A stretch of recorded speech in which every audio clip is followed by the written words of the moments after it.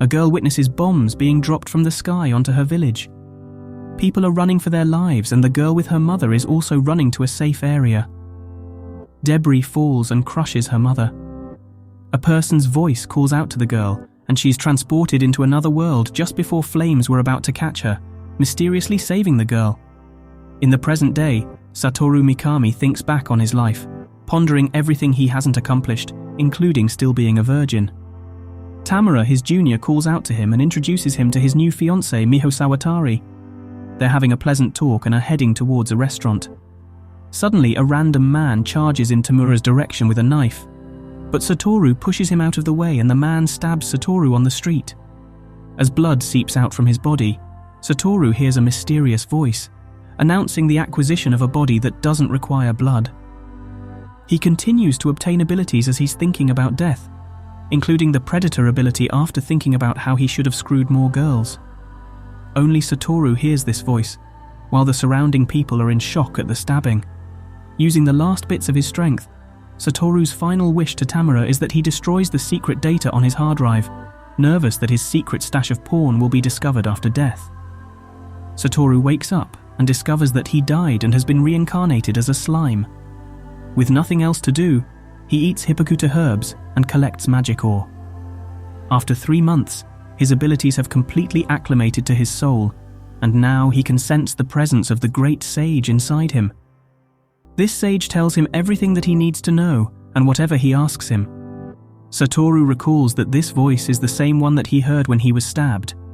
He feels overjoyed by his new companion, and while eating minerals he falls into an underground lake. The slime jets out of the water quickly, but finds himself over a strange barrier and has several injuries. Satoru Mikami learns that he has regeneration abilities, and his injuries recover quickly, which makes him think that this body is quite convenient. Suddenly he hears a booming voice, and wonders how he can reply without being able to use his voice. The stranger calls him again, to which he says, "Shut up, Baldy," thinking the stranger cannot listen to his words. However, the stranger hears it and says he has courage for calling him Baldy. In return, the stranger teaches him how to see, through which he confirms that he has been indeed turned into a slime. The stranger introduces himself. He is Veldora, the legendary storm dragon. Satoru tells him about his past life and how he was stabbed, reincarnated into a slime, and woke up in this cave. Veldora explains to the Satoru that he is a unique existence. There are a rare amount of people that have been brought to this world. Some have been summoned against their will and die off quickly due to various complications. There are also some that die and are reincarnated, but as the same species they were in their past life. And of those, only Satoru has been reincarnated as a non-human. Mikami wonders if there could be other Japanese people, and he asks Veldora about how he had been sealed. Veldora explains that he was trapped by the hero's infinity prison for 300 years, and now only expects to live 100 years more before he dies. Satoru offers him friendship, and Veldora, the mighty storm dragon, bashfully accepts, secretly excited about having a friend. Satoru and Veldora discuss the idea of leaving the cave. Satoru is free to go anywhere while Veldora is trapped. The slime studies the barrier and finds a way to dismantle it with the help of its great sage. However, it will take 100 years. Satoru decides that he will contain Veldora's dwindling magic reserves by swallowing him, and will ensure that he doesn't fade away. Veldora agrees to the plan, but before carrying it out, he decides that they should name each other. It's apparently a big deal in this world. Veldora names him Rimuru and asks Rimuru to come up with a last name for both of them. He comes up with the name Tempest. The slime now has its name, Rimuru Tempest. Rimuru Tempest eats Veldora Tempest. However, he is disappointed to learn that he can no longer communicate with the dragon. At the same time, monsters and governments sense that Veldora has disappeared and begin to investigate to find out what happened. Over the next month, Rimuru hunts and eats a variety of monsters and steals their abilities. Back at the cave, a trio of adventurers comes to investigate Veldora's prison. Because of them, Rimuru was able to find a way to get out of the cave. Rimuru escapes and immediately comes into contact with goblins. The goblins explain that after the disappearance of Veldora, various monsters have started to stake their claim in the forest, and a group of direwolves is attacking their village. The goblins are weak and stand no chance against them. They are both outnumbered and outgunned. They witnessed the great power of Rimuru Tempest's aura and decided to ask the almighty slime for his help. Rimuru thinks about his past life and how he was never able to say no under pressure. He agrees to help the goblins to defeat the direwolves. Rimuru starts by using his hippocute potions to heal the injured goblins, bringing their fighting forces back. Secondly, Rimuru tasks the goblins to dismantle their homes and build a fence. By using sticky and steel threads obtained from black spiders in the cave, Rimuru builds traps by using the invisible threads.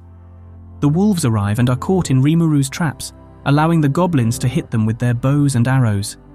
The direwolf boss charges in towards Rimuru and is lured into a trap. Rimuru gives him a chance to run away, but he refuses. Rimuru cold-heartedly decapitates him by using his water blade. With the death of the enemy leader, Rimuru gives the surviving wolves the option of retreating, submission, or death. Rimuru uses Mimic to transform into their leader and overdoes it with his Menace ability, but the wolves submit to Rimuru. The next morning, Rimuru realizes that he is now responsible for the two groups of monsters, and he has to take measures to make sure they get along. Rimuru realizes there is a proportionate number of goblins and wolves. He has them pair up and call them Goblin Riders. Rimuru also learns that none of them have names. Rimuru decides to name everyone. In honor of the dead Rigger, a goblin, his brother is similarly named Rigger while the chief is named Rigurd. The time comes to name the wolves, and the chief insists Rimuru take some rest. Rimuru doesn't listen and combines his family name, Tempest, and the wolves, Fang, and names the new leader of the pack, Ranga. Suddenly, Rimuru's body collapses and enters low activity mode, and Great Sage informs him that he has used too much magical power. When Rimuru wakes up, he sees an unfamiliar lady watching over his body. Rigurd Schwarzenegger has now become much bigger and stronger in the form of a hobgoblin. He explains that they've evolved thanks to Rimuru naming them. Ranga comes in and explains that they have also evolved into Tempest Wolves. Rimuru realizes that he has created a new problem. The goblins and wolves are now evolved, so their previous living methods need to change. Rimuru assigns them into groups to hunt and gather food, as food is one of the most important needs of everyone. Rimuru consults with Chief Rigurd and decides that a group of goblin riders will accompany Rimuru to the city of Dwargon to ask for assistance from the dwarves. Rimuru, with 5 Tempest Wolves including Ranga and 5 goblins, including Riga and Gobta, spend a few days travelling to the city of Dwargon. The slime questions the goblins on various topics. He asks Riga who named his brother Riga. Riga tells him that he was named by a passing lieutenant in a demon lord's army. Hearing this makes him a bit concerned. Rimuru also questions Ranga if he's holding a grudge against him for the death of his father. Ranga replies that it is not an issue, he holds no lingering feelings of loyalty and is thankful to the slime for sparing the pack's lives and even giving them names. The group reaches the outside of Dwargon. Rimuru instructs the goblins and wolves to stay back while he enters the line with Gobta. They enter the line and are quickly harassed by a group of adventurers who see them as weak monsters and begin to harass them. However, Rimuru has already instructed the goblins and wolves not to attack humans. He instructs Gobta to plug in his ears and turn around, and the slime assumes the form of the newly evolved wolf chief and uses intimidation to scare off the adventurers. Though successful, Rimuru went a little over the top and terrorized everyone in the lineup. He accepts being captured by Dwargon's guards. Since no one was hurt, the guard Captain Kaido is about to let them go when suddenly one of the guards comes in and reports that their miners have been injured in an attack by an Armosaurus Rex, and they have no potions left to heal them.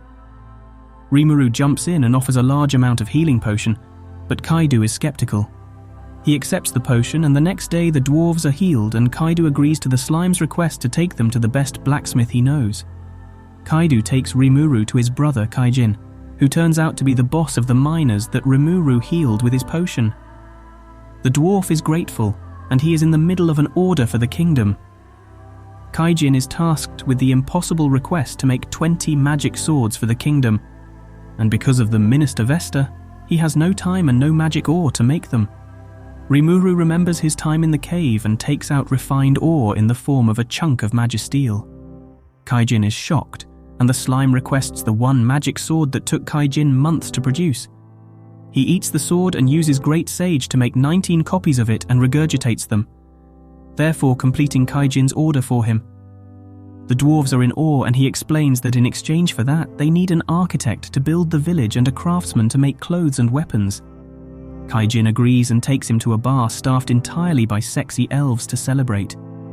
The elves immediately take to chick magnet Virgin Rimuru and bounce him around. At the bar, one of the elves working there offers to tell Rimuru about his future. In the uncomfortable position between the elf's chest, he has no choice, and she shows him the person that he is destined to be with. In the crystal ball, he sees a woman and 5 children, which makes him wonder who they are. During the same time, the minister Vesta arrives at the bar and questions Kaijin on what he's doing here when he should be completing his order. Kaijin explains that he has already sent the 20 long swords, which shocks Vesta. Vesta decides to change the topic and says that he's more concerned that a lowly slime has been let into such a high-class establishment. He makes his displeasure known by pouring a mug of alcohol on Rimuru. Kaijin is enraged.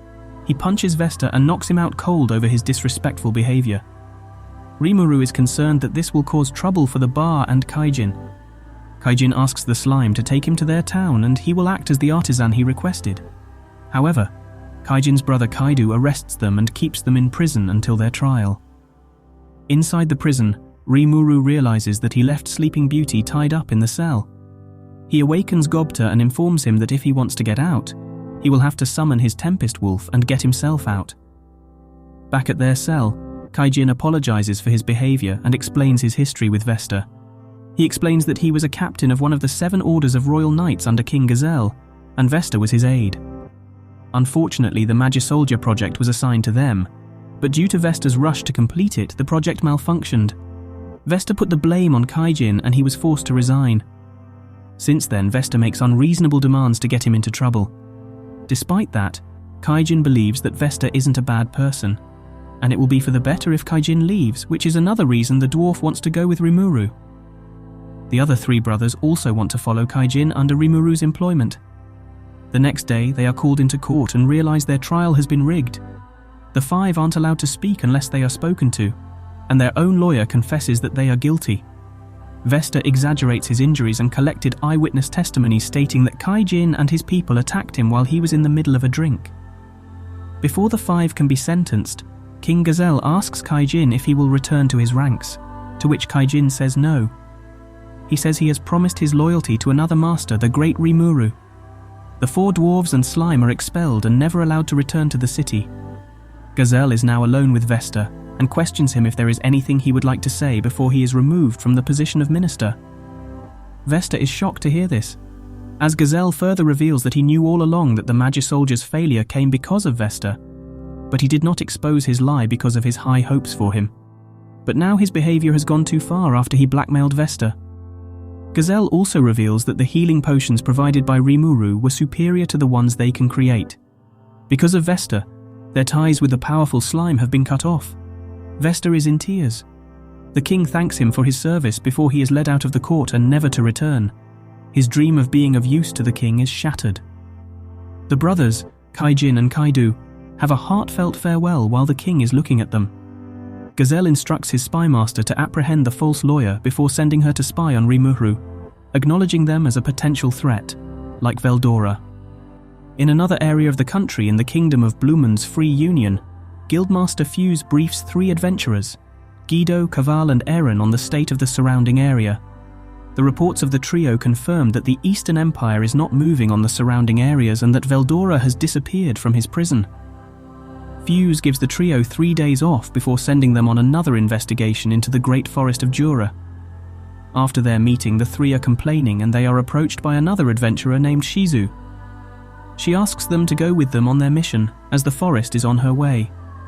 Meanwhile, Rimuru has returned to the goblin village and discovers a lot of changes have happened while he was gone. 500 goblins have moved into the village.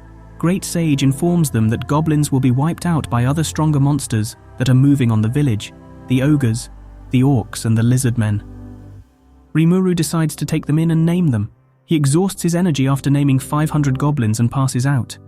He wakes up after 3 days and discovers that the village has undergone even more changes. Goblins are now learning to make tools and weapons under Kaijin's instruction. While Garm taught them how to make clothes, Dord is teaching them craftsmanship, and Murd is guiding them to make buildings. Rimuru lends his knowledge of the infrastructure of Japan by beginning to draft blueprints for their future city. Gobta, who was forgotten in Dworgen, was able to summon his Tempest Wolf, free himself, come back to the village, and share his experience with everyone. Rimuru wonders if he's a prodigy. The goblins now have an official king, Rigurd Schwarzenegger, with the former chiefs becoming goblin lords. Rigurd comes and reports that a group of humans is approaching. Kaval, Guido, Eren and Shizu are being chased by a horde of giant ants, and masked mystery girl Shizu destroys several of them with her magic sword. She is about to be hit by the last one, but Rimuru appears and summons black lightning. They introduce themselves to each other, and the slime realizes that Shizu is the person the fortune teller told him that he will meet. Looking at Shizu's companions, Rimuru learns that they are the same trio that he saw back in Veldora's cave. After being welcomed into the village, the adventurers' leader explains their reason for being here, as if he's never learned to suspect anyone. Rimuru confirms with the adventurers that the Freedom Association shouldn't have any problem with them building a village there. Later that evening, the slime meets Shizu alone and confirms that she is from Japan. The pair share their stories. Rimuru died and was reincarnated as a slime, and Shizu was summoned to this world by magic at the end of the Second World War. The person who summoned her pulled her out of the firebombing of Japan. Rimuru shows her images of rebuilt Tokyo to cheer her up. A sexy image comes up and he quickly makes it go away, but Shizu says that she was cute, not knowing any better. Things are interrupted by a painful cry from Shizu, though she seems fine after a time, and Rimuru is called to discuss the buildings in their new village and leaves her. Standing alone on the hill, Shizu has flashbacks of her summoning and the man that forced Ifrit, a flame elemental, to reside in her body.